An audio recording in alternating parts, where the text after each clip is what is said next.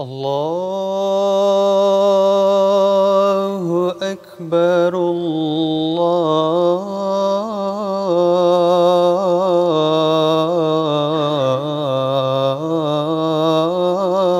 الله أكبر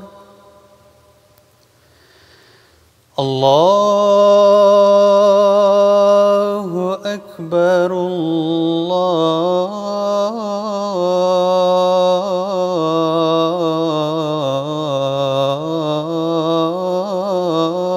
الله أكبر أشهد أن لا إله إلا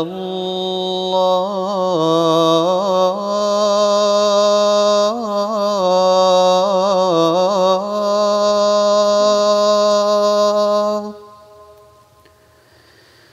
أشهد أن لا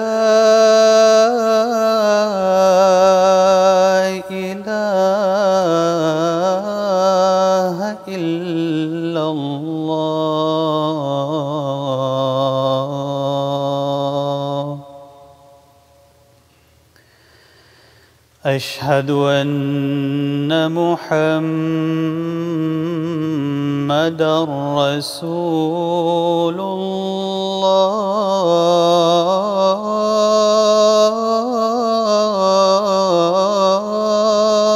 الله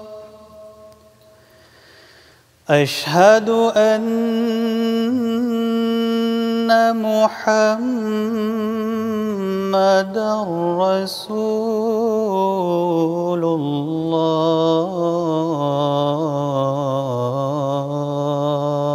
الله حي على الصلاة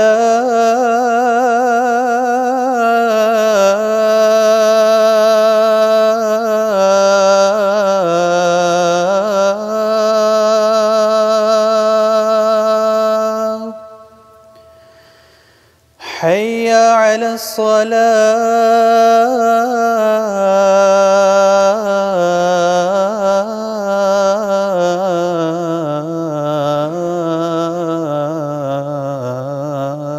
الصلاة حي على الفلاح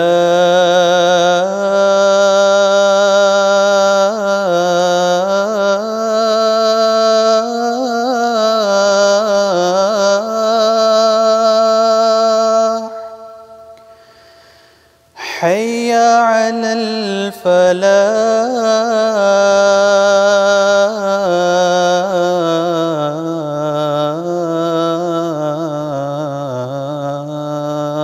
الفلاح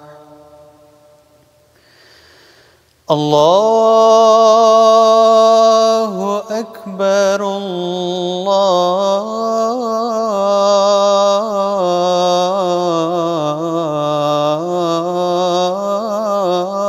الله أكبر لا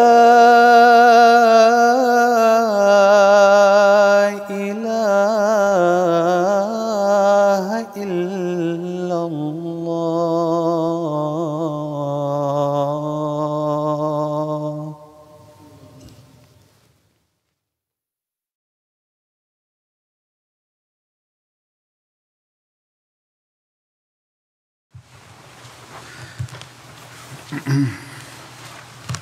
السلام علیکم ورحمۃ اللہ.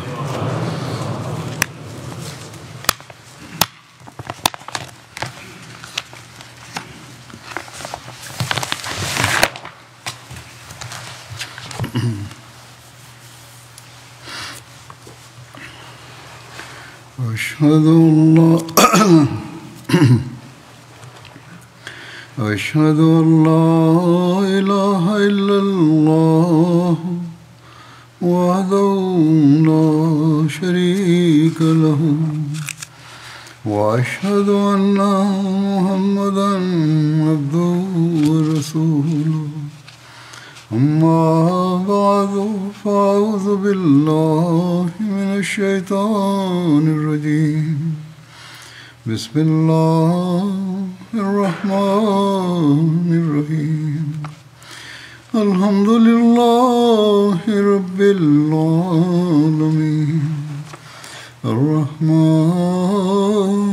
الرحيم مالك يوم الدين إياك نعبد وإياك نستعين اهدنا الصراط المستقيم صراط الذين أنعمت عليهم غير المغضوب عليهم ولا الضالين.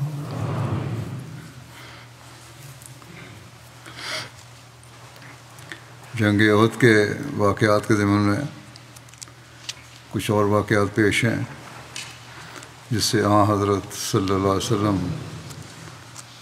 کی سیرت کے خوبصورت پہلوؤں کا مزید پتہ چلتا ہے. حضرت جابر بن عبداللہ بیان کرتے ہیں کہ حضرت عبداللہ بن عمر جب فوت ہوئے تو ان پر قرض تھا. میں نے نبی صلی اللہ علیہ وسلم سے مدد طلب کی. آپ صلی اللہ علیہ وسلم نے ان کے قرض خواہوں کو کہ آپ ان کے قرض خواہوں کو سمجھائیں کہ وہ ان کے قرض میں سے کچھ کمی کر دیں.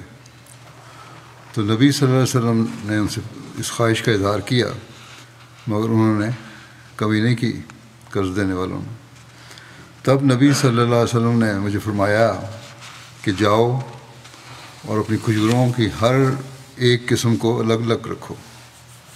مختلف قسم کی کھجوریں ہیں ان کو الگ الگ ڈھیر لگاتے جاؤ. کہتے ہیں اجوا کھجور کی قسم کو علیحدہ رکھنا اور اس کو بن زید کھجور کی قسم کو علیحدہ. پھر مجھے پیغام بھیجنا. چنانچہ میں نے ایسا ہی کیا اور رسول اللہ صلی اللہ علیہ وسلم کو کہلا بھیجا. آپ صلی اللہ علیہ وسلم تشریف لائے تو آپ کھجوروں کے ڈھیر پر یا ان کے درمیان بیٹھ گئے. پھر آپ نے فرمایا ان لوگوں کو معاف کر دو. چنانچہ میں نے ان کو معاف کر دیا یہاں تک کہ جو ان کا حق تھا میں نے ان کو پورا دے دیا. پھر بھی میری کھجوریں بچ گئیں. ایسا معلوم ہوتا تھا کہ ان میں کچھ کمی نہیں ہوئی.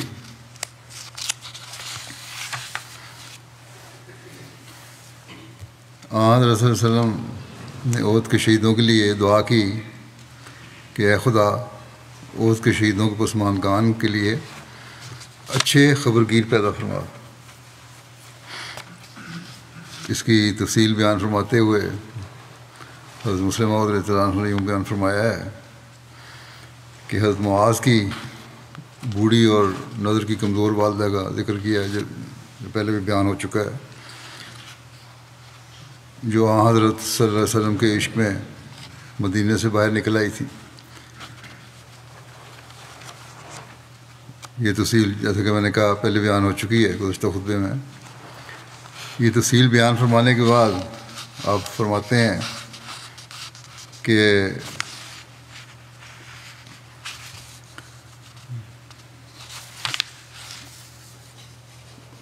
حضرت صلی اللہ علیہ وسلم نے اپنی سواری رکوا کر جب بڑھیا کو دیکھا تو بڑھیا سے ان کے بیٹے کی شہادت کا افسوس کیا. آپ فرماتے ہیں کہ دیکھو ان واقعات پر غور کرو اور دیکھو کہ آپ صلی اللہ علیہ وسلم کو کتنا زیادہ احساس تھا کہ جس کسی کو تکلیف پہنچتی ہے اس کے ساتھ ہمدردی کی جائے. اس کے بعد آپ نے اس بڑھیا سے فرمایا تم بھی خوش ہو اور دوسری تمام بہنوں کو بھی جن کے رشتہ دار لڑائی میں شہید ہو گئے ہیں یہ خوشخبری سنا دو کہ ہمارے جتنے آدمی آج شہید ہوئے ہیں اللہ تعالیٰ نے ان سب کو جنت میں اکٹھا کر رکھا ہے. اور سب نے اللہ تعالیٰ سے دعا کی کہ اے خدا ہمارے پسماندگان کی خبرگیری رکھیو. اس کے بعد یہ بتانے کے بعد آپ صلی اللہ علیہ وسلم نے خود بھی دعا کی کہ اے خدا احد کے شہیدوں کے پسماندگان کے لیے اچھے خبرگیر پیدا فرما.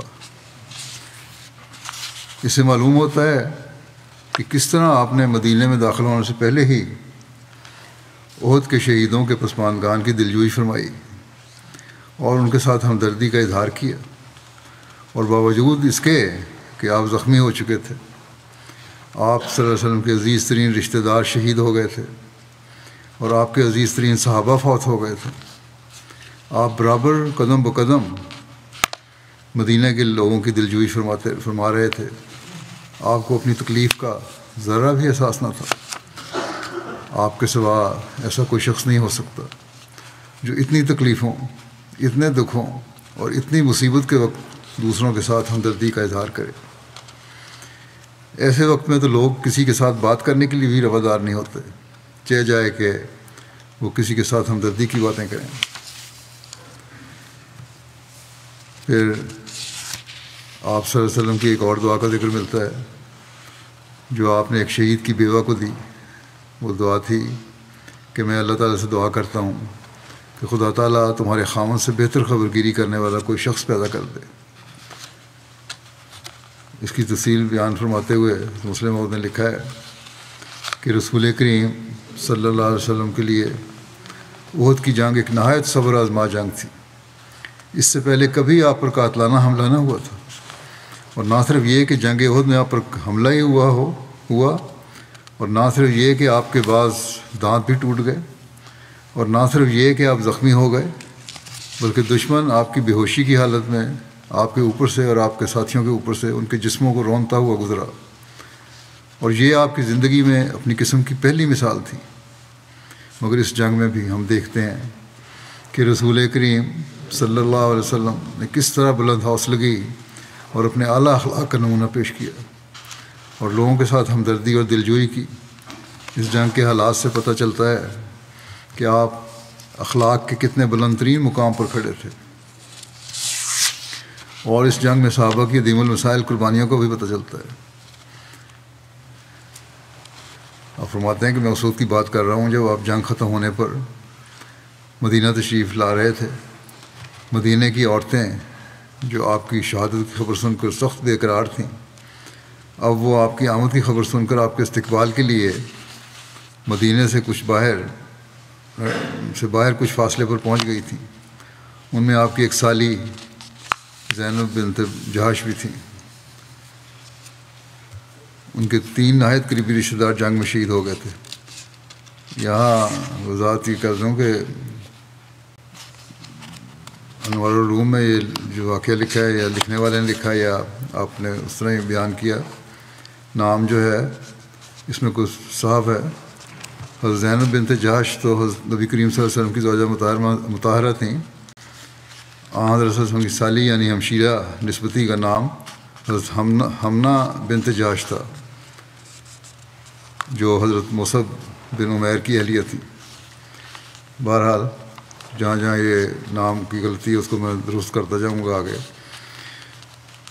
رسول کریم صلی اللہ علیہ وسلم نے جب انہیں دیکھا تو فرمایا اپنے مردے کا افسوس کرو۔ یہ عربی زبان کا ایک محاورہ ہے جس کے معنی یہ ہوتے ہیں کہ میں تمہیں خبر دیتا ہوں کہ تمہارا عزیز مارا گیا۔ تو ہمنا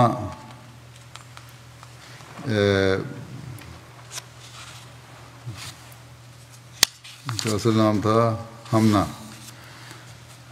ہمنا بنت جہش نے عرض کیا، یا رسول اللہ صلی اللہ علیہ وسلم کس مردے کا افسوس کروں؟ آپ نے فرمایا تمہارا ماموں حمزہ شہید ہو گیا۔ یہ سن کر حضرت زینب یا ہمنا نے انا للہ و انا الیہ راجعون پڑھا اور پھر کہا اللہ تعالیٰ ان کے مدارج بلند کرے، وہ کیسی اچھی موت مرے ہیں۔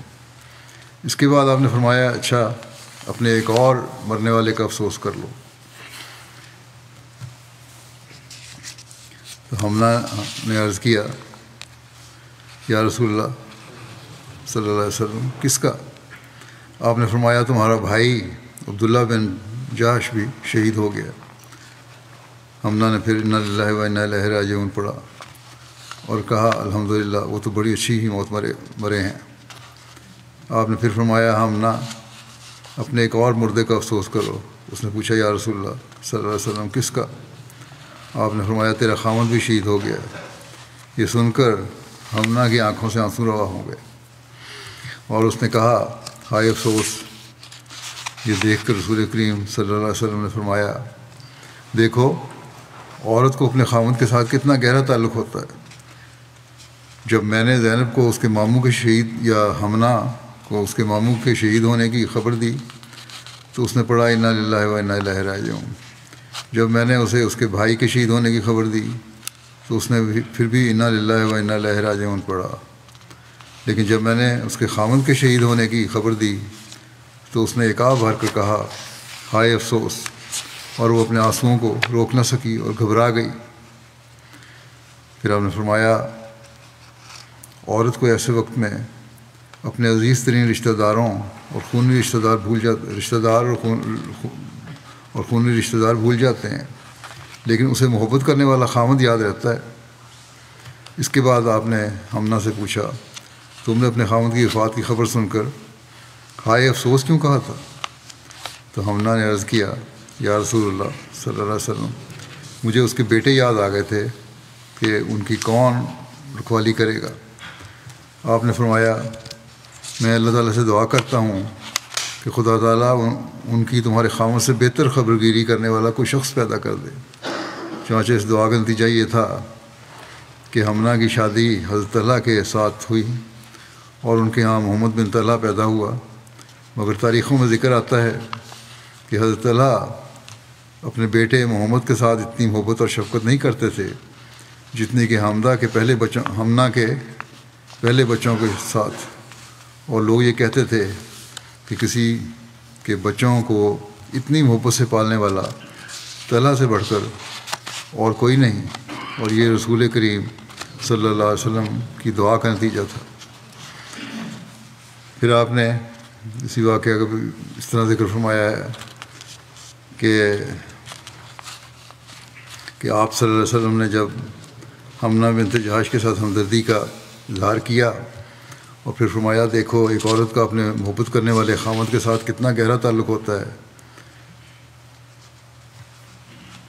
تو اس سے آپ کا یہ مطلب تھا کہ مردوں کو چاہیے کہ وہ عورتوں کے ساتھ حسن سلوک کیا کریں۔ یہ سبق ہے مردوں کے لیے عمومی کہ وہ عورتوں سے حسن سلوک کیا کریں اور معمولی باتوں پر ان کو مارنے اور کوٹنے نہ لگ جایا کریں۔ یہ بہانہ بنا لیتے ہیں کہ ہمیں اجازت ہے مارنے کی، آج کل بھی یہ ہوتا ہے۔ بلکہ حسن سلوک کرنا چاہیے۔ فرمایا کہ جب ان کی عورتیں اپنے عزیز و اقارب سے جدا ہو کر ان کے پاس رہتی ہیں تو انصاف کا تقاضا یہ ہے کہ ان کا اعزاز کیا جائے، نہ کہ بات پر ان کے ساتھ جھگڑا اور فساد کیا جائے۔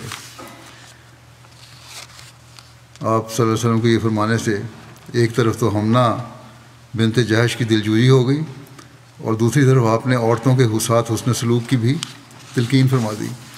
یہ ہر بات میں ایک سبق ہوتا ہے، اس کو انسان غور سے سنے اور سوچے تو پھر پتہ لگتا ہے کہ حضرت صلی اللہ علیہ وسلم کی صرف بات اس فرد کے لیے نہیں تھی بلکہ عمومی طور پر ہر ایک کے لیے ایک نصیحت ہے۔ پھر حضرت صلی اللہ علیہ وسلم کی سیرت کے اس پہلو کہ آپ کو دوسروں کے احساسات اور جذبات کا کس قدر احترام تھا۔ مسلم نے بیان فرمایا ہے کہ جب آپ مدینہ میں داخل ہوئے تو چونکہ زخموں کی وجہ سے آپ کو لکاحت زیادہ تھی، اس لیے صحابہ نے سہارا دے کر آپ کو سواری سے اتارا۔ مغرب کی نماز کا وقت تھا، آپ نے نماز پڑھی اور گھر تشریف لے گئے۔ مدینہ کی ان عورتوں کو جن کے رشتہ دار جنگ میں شہید ہو گئے تھے ان کی خبریں پہنچ چکی تھیں، انہوں نے رونا شروع کر دیا۔ آپ صلی اللہ علیہ وسلم نے جب یہ عورتوں کے رونے کی آوازیں سنیں تو آپ کو مسلمانوں کی تکلیف کا خیال آیا اور آپ کی آنکھیں ڈبڈبا آئیں۔ پھر آپ نے فرمایا لیکن حمزہ تھا فلا بواقع لہ، ہمارے چچا اور رضائی بھائی حمزہ بھی شہید ہوئے ہیں لیکن ان کا ماتم کرنے والا کوئی نہیں۔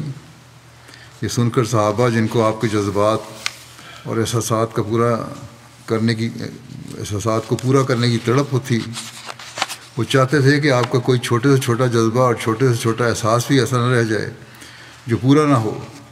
وہ اپنے گھروں کی طرف دوڑے اور اپنی عورتوں سے جا کر کہا بس اب تم اپنے عزیزوں کو رونا بند کر دو اور رسول کریم صلی اللہ علیہ وسلم کے مکان پر جا کر حمزہ کا ماتم کرو۔ اتنے میں رسول کریم صلی اللہ علیہ وسلم چونکہ تھکے ہوئے تھے، تھکے ہوئے تشریف لائے تھے، آپ آرام فرمانے لگے۔ حضرت بلال نے عشاء کی اذان دی، مگر یہ خیال کر کے کہ آپ تھکے ہوئے آئے ہیں آپ کو نہ جگایا، سو گئے تھے۔ جب ثلث رات گزر گئی تو انہوں نے آپ کو نماز کے لیے جگایا۔ آپ جب بیدار ہوئے تو اس وقت عورتیں ابھی تک آپ کے مکان پر حضرت حمزہ کا نوحہ کر رہی تھیں۔ آپ نے فرمایا یہ کیا ہو رہا ہے؟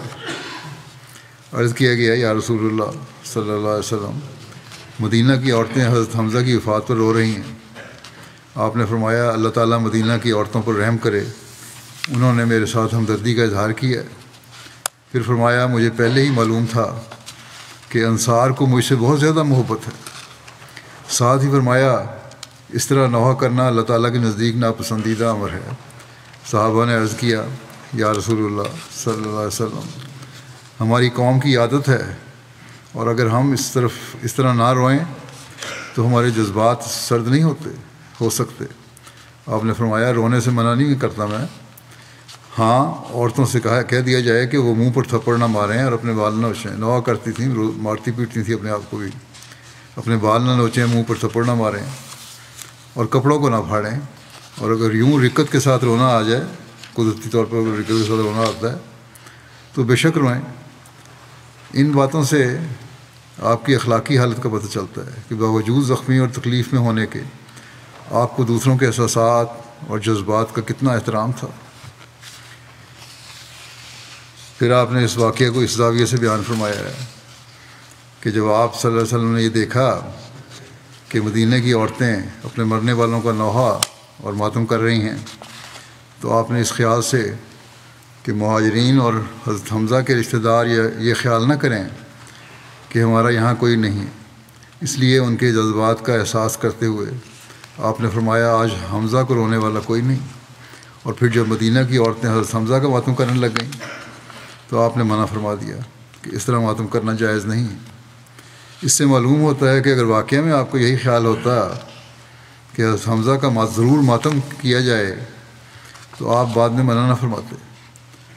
آپ نے جب حضرت حمزہ کی وفات پر کسی کے نہ رونے پر افسوس کا اظہار فرمایا، اس وقت بھی آپ کا جذبہ صرف دلجوئی کا تھا، اور جب آپ نے رونے والوں کو منع فرمایا اس وقت بھی آپ کا جذبہ دلجوئی کا ہی تھا، کیونکہ آپ نے ان عورتوں کو رونے سے روکا بھی اور ساتھ ہی یہ بھی فرمایا کہ انہوں نے میرے ساتھ ہمدردی کا اظہار کیا ہے۔ اور یہ فرمایا مجھے تو پہلے ہی معلوم تھا کہ انصار کو مجھ سے زیادہ ہمدردی ہے۔ اور یہ کہنے سے آپ کا یہ مطلب تھا کہ وہ رونے سے منع کرنے پر برا نہ منائیں۔ آپ نے منع بھی کر دیا اور ان کا شکریہ بھی ادا کر دیا۔ ہمیں یہ کتنا شاندار اور عظیم الشان طریق نظر آتا ہے جو اتنے نازک وقت میں آپ نے اختیار کیا، حالانکہ ایسے وقت میں جب کہ عزیز اور قریبی رشتہ دار مارے جا چکے ہوں، خود کوئی شخص زخمی ہو اور مستقبل قریب کے ایام میں خطرہ محسوس ہو رہا ہو، تو کوئی شخص اس قسم کا نمونہ پیش نہیں کر سکتا جو آپ نے کیا۔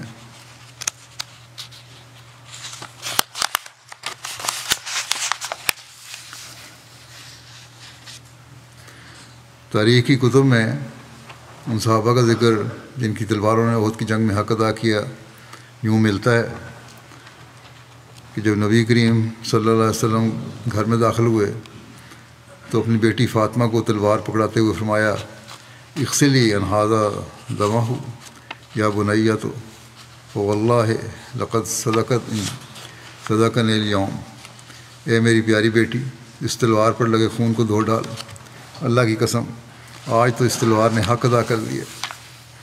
پھر حضرت علی نے بھی حضرت فاطمہ کو اپنی تلوار تھماتے ہوئے کہا کہ اس تلوار پر لگے خون کو بھی دھو ڈالو۔ اس موقع پر ان کی زبان پر بھی وہی الفاظ تھے جو رسول اللہ صلی اللہ علیہ وسلم نے ارشاد فرمائے تھے کہ اللہ کی قسم آج تو اس تلوار نے کمال کر دکھایا۔ یہ سن کر رسول اللہ صلی اللہ علیہ وسلم فرمانے لگے لئن کنت صدقت یوم القتال لقد صدق معك سہل بن حنیف و ابو دجانہ، اگر آج تم نے قتال میں کمال کر دکھایا ہے تو تمہارے ساتھ سہل بن حنیف اور ابو دجانہ نے بھی تو خوب داد شجاعت دی ہے۔ ایک روایت میں ہے کہ رسول اللہ صلی اللہ علیہ وسلم نے فرمایا کہ اگر تم نے شمشیر زنی میں کمال کر دکھایا ہے تو سہل بن حنیف، ابو دجانہ عاصم بن ثابت اور حارث بن سما نے بھی خوب داد شجاعت دی ہے۔ مسلم موعود بیان کرتے ہیں کہ تاریخوں میں لکھا ہے کہ حضرت علی نے احد سے واپس آ کر حضرت فاطمہ کو اپنی تلوار دی اور کہا اس کو دھو دو، آج اس تلوار نے بڑا کام کیا ہے۔ رسول کریم صلی اللہ علیہ وسلم حضرت علی کی یہ بات سن رہے تھے۔ آپ نے فرمایا علی تمہاری تلوار نے کام نہیں کیا، اور بھی بہت سے تمہارے بھائی ہیں جن کی تلواروں نے جوہر دکھائے ہیں۔ آپ نے 6-7 صحابہ کے نام لیتے ہوئے فرمایا ان کی تلواریں تمہاری تلوار سے کم تو نہ تھیں۔ غرض آپ نے یہ بھی برداشت نہ کیا کہ آپ کا داماد کوئی ایسی بات کرے جس سے دوسرے صحابہ کے دلوں کو ٹھیس پہنچے۔ اس سے معلوم ہوتا ہے کہ آپ کی نظر چھوٹی چھوٹی باتوں پر بھی پہنچتی تھی، اور باوجود ہے کہ جنگ احد کا واقعہ مستقل اثرات کے لحاظ سے اتنا بڑا واقعہ تھا کہ لوگوں کو اس واقعہ کے بعد سخت فکر تھی کہ دشمن اب دلیر ہو جائے گا یا آئندہ کیا ہوگا، اور انسان ایسے اوقات میں چھوٹی چھوٹی باتوں کی طرف توجہ نہیں دیتا، مگر آپ نے ہر ایک کے ساتھ ہمدردی کا اظہار کیا اور سب کی دلجوئی کی۔ جنگ احد کے واقعات یہاں ختم ہوتے ہیں۔ ایک اور غزوہ جس کا نام غزوہ حمراء الاسد ہے جو شوال 3 ہجری میں ہوا، اس کا ذکر کرتا ہوں۔ یہ غزوہ اصل میں غزوہ احد ہی کا حصہ اور تتمہ ہے، اور غزوہ حمراء الاسد سے حاصل ہونے والے نتائج کی بنا پر غزوہ احد کو حقیقی معنوں میں مسلمانوں ہی کی فتح شمار کیا جاتا ہے۔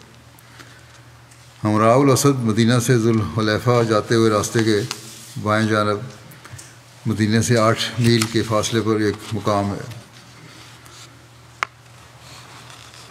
غزوہ حمراء الاسد کا سبب کیا بنا، اس بارے میں لکھا ہے کہ غزوہ احد کے اختتام پر رسول اللہ صلی اللہ علیہ وسلم شام کے وقت مدینہ تشریف لائے، اور باوجود شدید زخمی ہونے کے مغرب کی نماز بھی صحابہ کے سہارے چل کر مسجد میں تشریف لا کر ادا کی، اور اسی طرح عشاء کی نماز بھی مسجد میں تشریف لا کر ادا کی۔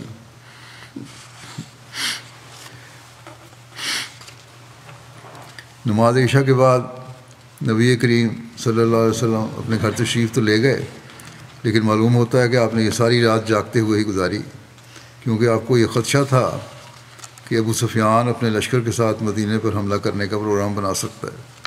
اسی وجہ سے مدینے میں ایک قسم کی ہنگامی حالت ہی تھی، اور نبی اکرم صلی اللہ علیہ وسلم کے گھر کے باہر بھی مسلسل پہرا رہا۔ آپ صلی اللہ علیہ وسلم نے یہ بھی معلوم کروایا تھا کہ ابو سفیان کے ارادے کیا ہیں۔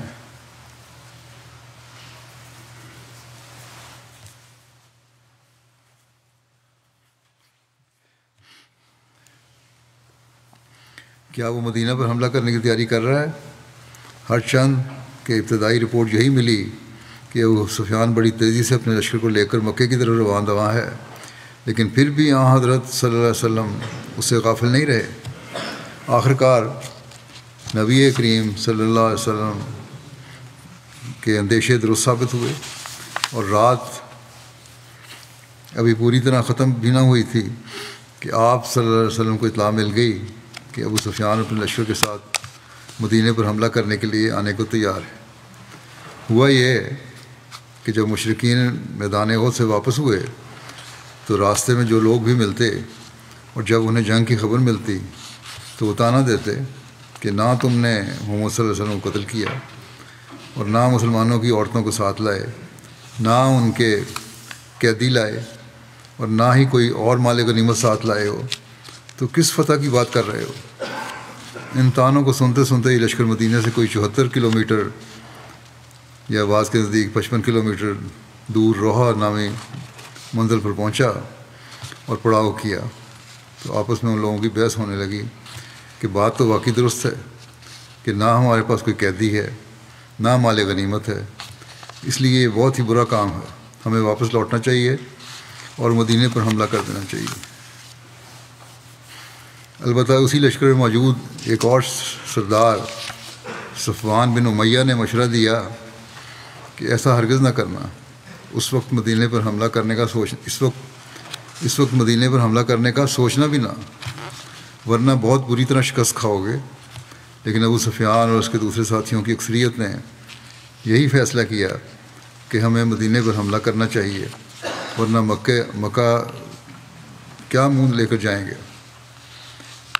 ادھر ابو سفیان کے لشکر میں یہ مشاورت جاری تھی کہ فجر کی نماز کے لیے حضرت بلال نے اذان دی اور بیٹھ کر نبی کریم صلی اللہ علیہ وسلم کے باہر تشریف لانے کا انتظار کرنے لگے۔ اتنے میں حضرت عبداللہ بن عمرو بن عوف مزنی نبی کریم صلی اللہ علیہ وسلم کی تلاش کرتے ہوئے آئے۔ جب آپ باہر تشریف لائے تو انہوں نے کھڑے ہو کر آپ صلی اللہ علیہ وسلم کو خبر دی کہ وہ اپنے گھر والوں کی طرف سے آ رہے تھے کہ راستے میں دوران سفر یہ ابو سفیان کے قافلے کے پاس سے گزر کر آ رہے تھے۔ انہوں نے ابو سفیان اور اس کے ساتھیوں کو یہ کہتے ہوئے سنا کہ تم لوگوں نے تو کچھ نہیں کیا، تم لوگوں نے انہیں نقصان نہیں پہنچا،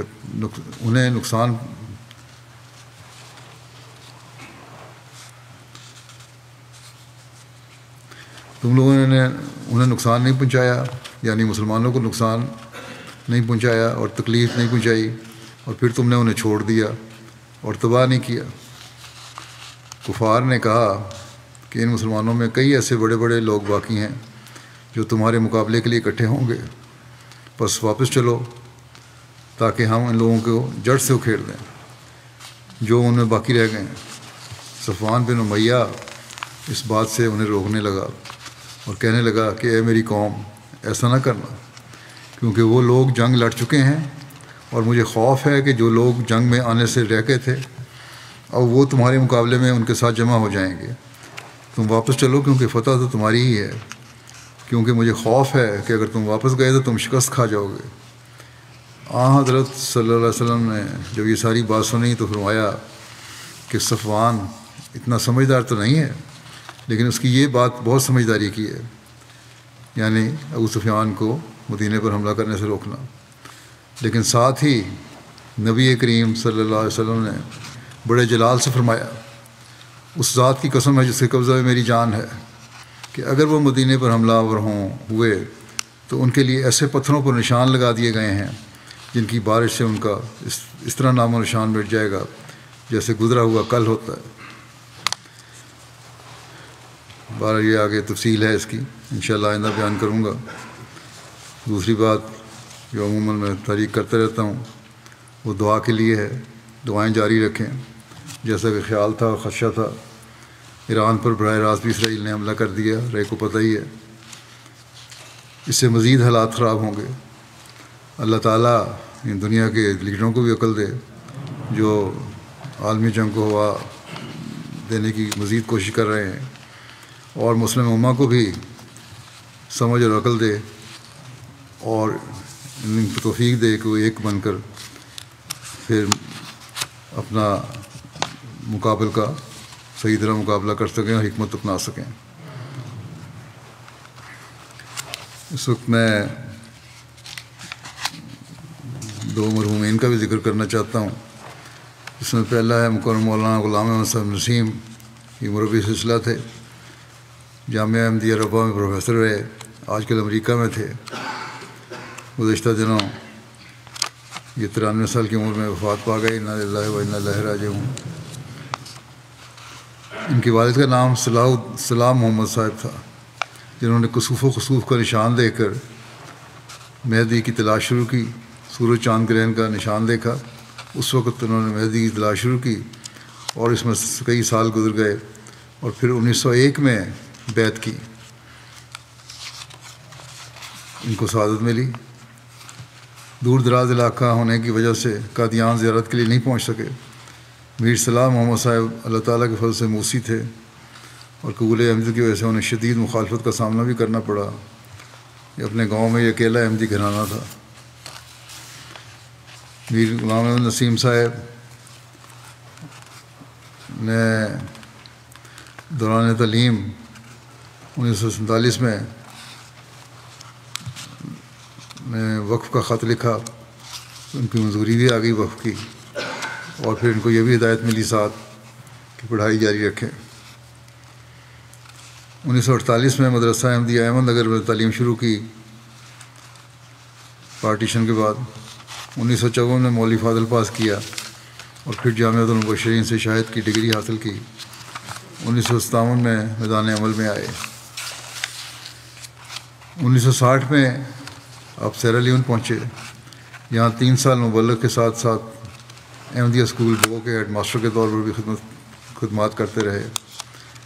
پاکستان واپس آنے پر ان کا تقرر جامعہ احمدیہ میں ہوا، یہاں لائبریری میں محتمم کے فرائض بھی انجام دیے۔ کوئی استاد رخصت پر ہوتا تو پیریڈ بھی لیتے تھے۔ اس دوران آپ نے ایم اے عربی کا امتحان پنجاب یونیورسٹی سے پاس کیا۔ 1966 میں گیانا ان کا تقرر ہوا، یہاں آپ نے 4.25 سال خدمات سر انجام دیں۔ 1970 میں ان کی واپسی ہوئی۔ 1970 سے 1975 تک جامعہ احمدیہ میں بطور استاد خاص طور پہ غیر ملکی طلباء کو پڑھانے پر مقرر ہوئے۔ 75 سے 79 4 سال آپ نے زیمبیا افریقہ میں بطور مبلغ خدمات سر انجام دیں۔ پھر 1980 سے 1997 تک جامعہ احمدیہ میں تاریخ اور تصوف کے استاد کے طور پر خدمات بجا لاتے رہے۔ ان کے واقعات میں لکھا ہے، بیان ہوئے ہیں کہ آپ سیرا لیون، گیانا اور زیمبیا میں 11 سال تک خدمات بجا لاتے رہے اور پورا عرصہ فیملی کے بغیر بیرون ممالک میں رہے۔ ان کی روجہ کا ذکر اور ان کی قربانیوں کا ذکر صوفی مسیح رابع نے بھی ایک تقریر میں کیا تھا۔ ان کی اہلیہ امت المنان قمر صاحبہ فضل عمر گرلز اسکول رواں کی سابق ہیڈ مسٹریس تھیں۔ اللہ تعالیٰ نے آپ کو 4 بچوں سے نوازا جو خدمات میں پیش ہیں اور بچے پڑھے لکھے ہیں سارے۔ ایک ڈاکٹر امت الشکور صاحبہ ہیں، ان کی بیٹی، ڈاکٹر عبدالحفیظ کی اہلیہ ہیں، امریکہ میں ہیں۔ یہ بھی نصرت جہاں اسکیم کے تحت گیمبیا اور تنزانیہ میں 11 سال تک خدمات سر انجام دیتی رہیں۔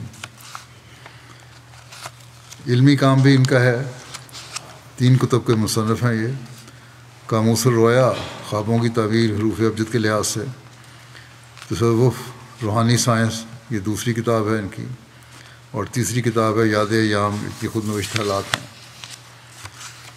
انعام اللہ کوثر مشن انچارج آسٹریلیا لکھتے ہیں کہ عاجزی اور انکساری کے ساتھ شاگردوں کو پڑھانے والے اور ان کا خیال رکھنے والے تھے۔ کہتے ہیں میں برٹش گیانا دورے پہ گیا تو 3-4 دیہاتوں میں جو جماعتیں ان کے ذریعے سے قائم ہوئی تھیں، وہاں پرانے سب لوگوں نے ان کا ذکر بہت عمدہ طریقے پر کیا اور ان کی تصویر اپنے پاس رکھی ہوئی تھی۔ اللہ تعالیٰ نے ان کے ذریعے برٹش گیانا میں ایک مضبوط جماعت قائم کی۔ لئیک مشتاق صاحب مربی سلسلہ سورینام لکھتے ہیں کہ مولانا میر غلام احمد نسیم صاحب نے گیانا میں قیام کے دوران 67 سے 69 تک سورینام کے 3 دورے کیے اور یہاں ہفتوں قیام کر کے اس جماعت کو اثر نو فعال کیا۔ اس زمانے میں مختلف وجوہات کی بنا پر افراد جماعت کی اکثریت نے علیحدگی اختیار کر لی تھی اور چند احمدی موجود تھے، ان کا بھی مرکز سے رابطہ منقطع ہو گیا تھا۔ ان حالات میں محترم مولانا غلام احمد نسیم صاحب گیانا سے سورینام آئے اور 15 ستمبر 67 کو پہلا اجلاس کروایا، جس میں 6 افراد نے شرکت کی اور جماعت سے اٹوٹ رشتے کا قائم کرنے کا عہد کیا۔ ان دنوں پاکستان سے مولوی شاہ احمد نورانی بھی سورینام آیا ہوا تھا اور جماعت کے خلاف جگہ جگہ نفرت آمیز تقریریں کر رہا تھا۔ مولانا نسیم صاحب نے بھی متعدد جلسے کر کے اس کے الزامات کے جواب دیے۔ نیز ریڈیو پر صداقت حضرت مسیح علیہ السلام کے حوالے سے 3 پروگرام کیے۔ مئی 1968 میں دوسرے دورے کے دوران زیر تعمیر مسجد کے ساتھ مشن ہاؤس کی بنیاد رکھی اور اس کی تعمیر چند سالوں میں مکمل ہوئی۔ لاہوری جماعت کے امام عبدالرحیم جگو اور سنی جماعت کے امام کو مناظرے کا چیلنج دیا۔ آپ نے فولڈر بھی شائع کیے کئی صداقت حضرت مسیح علیہ السلام پر۔ 21 جون 1968 کو جماعت کے ایک ممبر کے گھر میں منعقدہ مجلس سوال جواب کے دوران شر پسند مسلمانوں نے افراد جماعت پر حملہ کر دیا اور کہتے ہیں کہ ہیڈ ٹیبل ایک کمرے کے دروازے کے سامنے رکھا ہوا تھا مولانا صاحب کے دائیں بائیں بیٹھے افراد نے آپ کو دھکیل کر کمرے کے اندر کیا اور باہر سے دروازہ بند کر دیا۔ حملہ آوروں نے افراد جماعت کو شدید زد و کوب کیا اور لکڑی کی کرسیاں اٹھا اٹھا کر انہیں ماریں۔ اس واقعے میں مردوں کے علاوہ کئی خواتین بھی شدید زخمی ہوئیں۔ مولانا صاحب کمرے کے اندر سے چلاتے رہے کہ مجھے باہر نکالو، میں بھی ان کا مقابلہ کروں گا۔ بڑے جرأت والے تھے۔ شرپسند مولانا صاحب کا بریف کیس بھی ساتھ لے گئے، اس میں آپ کا پاسپورٹ اور دیگر سامان تھا۔ کئی دن بعد پولیس نے بھی برآمد کیا۔ بہرحال اس واقعے کے بعد آپ نے بھرپور طریق پر پولیس اور متعلقہ افسران سے رابطہ کر کے افراد جماعت کو تحفظ کو یقینی بنانے کی کوشش کی۔ کلچر سینٹر میں اسلام اور عصر حاضر کے مسائل پر لیکچر دیا۔ افراد جماعت کو مرکز سے باقاعدہ رابطہ رکھنے کی تلقین کی۔ یوں آپ کی مساعی سے ایک بکھری ہوئی جماعت دوبارہ اپنے قدموں پر کھڑی ہو گئی، اور اللہ کے فضل سے بعد میں جانے والے مبلغین نے بھی اس کو مزید مضبوط کیا، اور یہ مضبوط جماعت ہے۔ اللہ تعالیٰ مرحوم کے درجات بلند فرمائے اور ان کی اولاد اور نسلوں میں بھی یہ نیکیاں جاری رکھے۔ اگلا ذکر ہے مکرم ڈاکٹر احسان اللہ ظفر صاحب، سابق امیر جماعت امریکہ کا۔ یہ گزشتہ دنوں ان کی وفات ہوئی 81 سال کی عمر میں۔ انا للہ و انا الیہ راجعون۔ اللہ تعالیٰ کے فضل سے موسی تھے۔ ایک لمبا عرصہ بطور مقامی صدر، نائب امیر جماعت امریکہ، اور 2002 سے 2016 تک امیر جماعت امریکہ کی خدمت کی توفیق پائی انہوں نے۔ نہایت بہت سی خوبیوں کے مالک تھے، نہایت محبت کرنے والے اور شفیق انسان تھے، بہت وسیع حوصلے کے مالک تھے۔ عثمان خان میں 2 بیٹیاں ہیں۔ ان کی اہلیہ چند سال پہلے ایک ایکسیڈنٹ میں وفات پا گئی تھیں، اور بیٹا بھی اسی طرح وفات پا گیا تھا۔ اس صدمے بھی انہوں نے بڑے صبر اور حوصلے سے برداشت کیے اور کبھی شکوہ زبان پہ نہیں لائے۔ آپ کی بیٹی ڈاکٹر ہانہ مریم کہتی ہیں کہ میرے والد بہت نیک اور دیندار شخص تھے۔ نماز اور قرآن اور چندے کی ادائیگی میں باقاعدہ ہونے کے ساتھ ساتھ خدا تعالیٰ سے اپنا تعلق ہمیشہ بڑھانے میں لگے رہتے تھے۔ دن میں کئی مرتبہ اکیلے یا مجالس میں بیٹھے ہوئے ہاتھ اٹھا کر دعا کرتے تھے۔ وہ کبھی یہ نہیں سوچتے تھے کہ دوسرے میرے بارے میں کیا سوچیں گے۔ زندگی کی مشکلات کے باوجود انہوں نے اپنے بچوں کو ہمیشہ یہ بات سکھائی کہ خدا تعالیٰ کا ہر حال میں شکر ادا کرنا چاہیے۔ کہتی ہیں میرے والد صاحب خلافت کے بھی بہت مخلص اور فدائی تھے۔ ان کا دینی، تاریخی اور سیاسی علم بہت وسیع تھا۔ آخری مرتبہ ہسپتال جانے والے دن بھی انہوں نے اخبار کا مطالعہ کیا اور خطبہ سنا میرا، اور تاریخ سے متعلقہ انٹرویوز دیکھے، اور مجھے بھی کہا کہ یہ دیکھو، اپنے علم اور رائے کو دوسروں کے علم اور رائے پر کبھی فوقیت نہیں دیتے تھے، بلکہ آرام سے سنتے تھے، غور کرتے تھے، پرکھتے تھے۔ قرآن کریم اور اس کے ترجمہ کا ان کو بہت گہرا علم تھا۔ کہتی ہیں ہمیں قرآن کریم کے الفاظ کے معنی بتانے کے ساتھ ساتھ یہ بھی بتاتے تھے کہ ان تعلیمات کا ہماری زندگی پر اثر کیا ہے۔ ذاتی زندگی میں محبت رسول صلی اللہ علیہ وسلم کا بھی پہلو نظر آتا ہے۔ اسی طرح اللہ تعالیٰ کی شکر گزاری بھی تھی ان میں۔ کہتی ہیں کہ ایک دن کھانے کے دوران وہ دعا کرنے لگ گئے۔ انہوں نے ہمیں بتایا کہ حضرت صلی اللہ علیہ وسلم اور ان کے صحابہ کے پاس بعض اوقات کھانے کی اتنی قلت ہوتی تھی کہ کھجور اور روٹی کو سرکے میں ڈبو کر کھا لیتے تھے۔ اتنا کچھ ہونے کے باوجود ہم اور زیادہ کی تمنا کرتے ہیں۔ ہمیں شکر گزار ہونا چاہیے۔ ضرورت مندوں کی مدد کرنے کا ان میں بہت جذبہ تھا۔ 1967 میں انہیں مکہ جانے کا موقع ملا۔ راستے میں ان کی نظر ایک شخص پر پڑی جس نے منہ سے تو کچھ نہیں کہا، لیکن اس کی آنکھوں نے مدد اور بھوک کا اظہار کیا۔ کہتی ہیں میرے والد نے اس شخص کو کچھ رقم دی جو ان کے پاس تھی، اور اس نے اپنی آنکھوں سے ہی شکریہ ادا کیا اور کھانے کے اسٹال کی طرف چلا گیا۔ کہتی ہیں کچھ سال پہلے وہ 3 ترکی قالین خرید کر گھر لے آئے۔ یہ دیکھ کر میری والدہ نے انہیں کہا کہ آپ نے بہت مہنگے لے لیے ہیں، ان کی تو ہمیں ضرورت بھی نہیں تھی۔ انہوں نے بتایا کہ جس عورت نے مجھے یہ فروخت کیے ہیں اس کی آمدنی کا یہی ایک ذریعہ ہے، میں نے اس کا جذبہ دیکھ کر اس کی مدد کرنا چاہیے تھی۔ ہمیشہ دوسروں کی خوبیوں کو دیکھتے تھے، نہ کہ ان کی خامیوں کو۔ اپنے بچوں کو بھی تلقین کرتے تھے کہ مشکلات کے سامنے کبھی گھبرانا نہیں چاہیے، ہمیشہ ہر چیز خدا تعالیٰ سے مانگنی چاہیے، اور جو خدا عطا کر دے اس پر راضی ہونا چاہیے۔ کہتی ہیں وہ ہم سب کے لیے یہی نصیحت کرتے تھے اور بار بار کرتے تھے۔ ڈاکٹر نسیم رحمۃ اللہ صاحب لکھتے ہیں ان کے بارے میں کہ میں 1989 سے ڈاکٹر احسان اللہ ظفر صاحب کے ساتھ کام کر رہا ہوں۔ بہت ہی نیک اور متقی انسان تھے، خلافت کے ساتھ گہرا اور والہانہ عشق رکھتے تھے۔ ڈاکٹر مبشر ممتاز صاحب امریکہ ہیں، لکھتے ہیں کہ عاملہ ممبران کو نہایت ہی نرم لہجے میں ہدایات دیتے، اگر وہ کسی تجویز سے اتفاق نہ رکھتے تو اس کے رد میں دلیل پیش کر کے سمجھاتے، یہ نہیں کہ زبردستی اپنا حکم ٹھونس دیا۔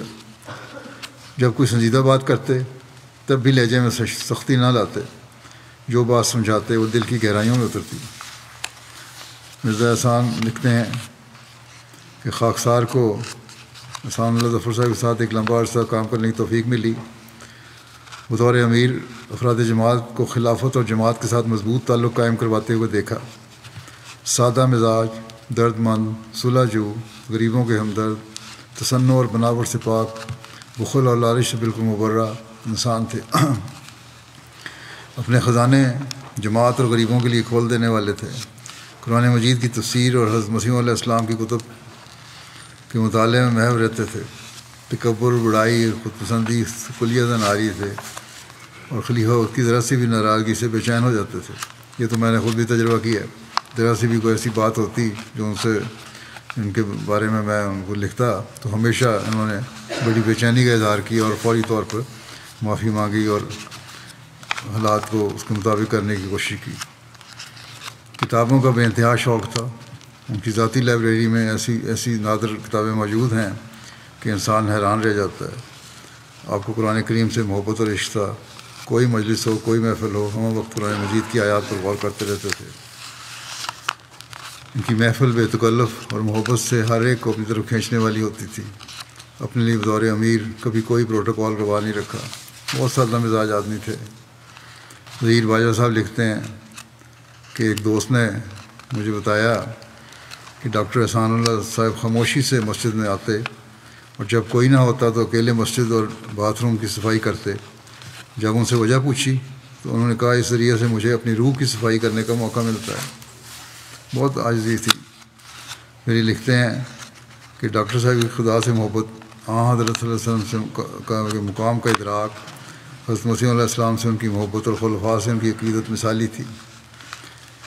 ان کی قرآن کریم سے محبت تو بیان سے باہر ہے۔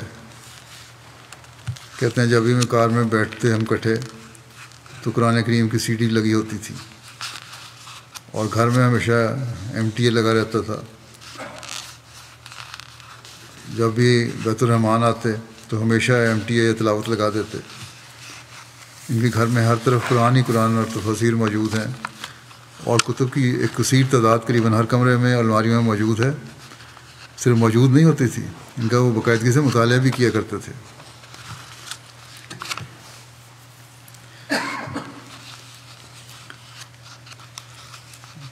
اور ڈاکٹر صاحب کی والدہ کی خواہش تھی کہ ڈاکٹر صاحب روزانہ مرزا بشیر احمد صاحب جو رفع میں پڑھا کرتے تھے، حضرت مرزا بشیر احمد صاحب سے ملیں اور حضرت مولانا غلام رسول صاحب راجکی سے ملا کریں،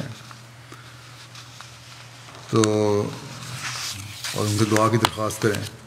ڈاکٹر صاحب کہتے ہیں میں حت المقدور یہ کوشش کرتا رہتا تھا، اور میری کامیابی بھی تعلیمی میدان میں بھی اور دوسری تربیت میں بھی ان دونوں بزرگوں کی بہت زیادہ ہے، ان بزرگوں میں بہت زیادہ ہاتھ ہے اس میں۔ ہر کسی سے پیار کرتے تھے، مگر جو خاص پیار میں نے ان کی آنکھوں میں غریب احمدیوں کے لیے دیکھا وہ بیان سے باہر ہے۔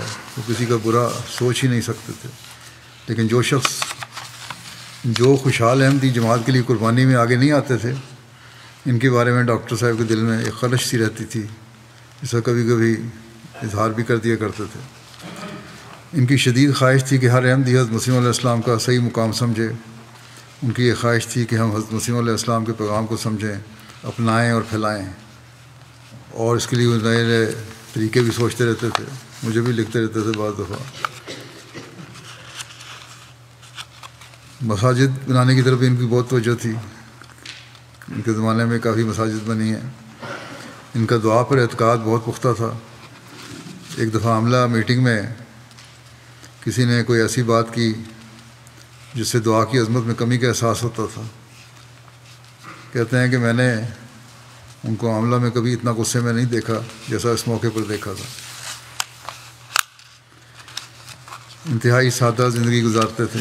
اگر کوئی شوق تھا تو مسجدیں بنانے کا شوق تھا. ہر کسی کی ہر بات مانتے تھے مگر مسجد نہ بنانے کی بات کو بہت برا سمجھتے تھے. جب تک ان کی صحت ٹھیک تھی ہر جمعرات کو مسجد بیت النصر ولنگ برو کہ مکمل صفائی خود کرتے تھے. آپ کے ہمیشہ مالی قربانی میں بڑھ چڑھ کر حصہ لینے کی توفیق اللہ تعالیٰ نے بخشی. مرزا مغفور احمد صاحب امیر جماعت امریکہ جو آج کل ہیں وہ لکھتے ہیں کہ ڈاکٹر احسان اللہ ظفر صاحب کو اللہ تعالیٰ نے ایک لمبا عرصہ پہلے نائب امیر اور پھر بحیثیت امیر جماعت احمدیہ امریکہ کی خدمت کی توفیق عطا فرمائی. اور جو میرے دورے ہیں ان کے زمانے میں جو وہ امیر تھے 3 دورے بھی میں نے امریکہ میں کیے اور بڑی خوش اسلوبی سے انہوں نے ان دوروں کو بھگتایا اور انتظامات کیے. کئی سالوں سے کہتے ہیں کئی سالوں سے بیماری کی وجہ سے ان کا چلنا پھرنا محدود ہو گیا تھا مگر امارت کی ذمہ داریوں میں خوش دلی سے مکمل طور پر ادا کرتے رہے. ان کی گفتگو میں اکثر حصہ حضرت مسیح علیہ السلام کے حوالے سے بات ہوتی تھی. باتیں کرتے تھے گفتگو میں تو حضرت مسیح علیہ السلام کے حوالے سے بات کرتے تھے. آپ کی کتب کے حوالے دیا کرتے تھے.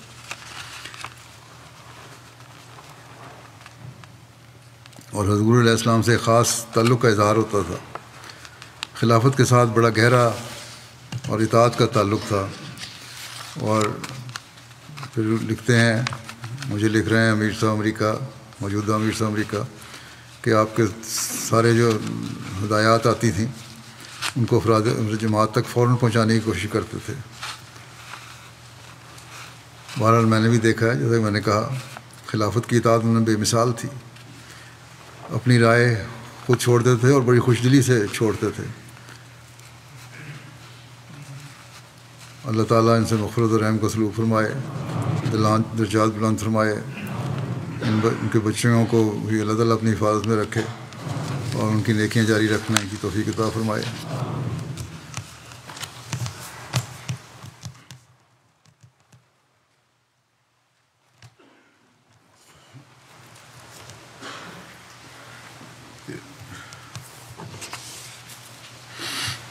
الحمد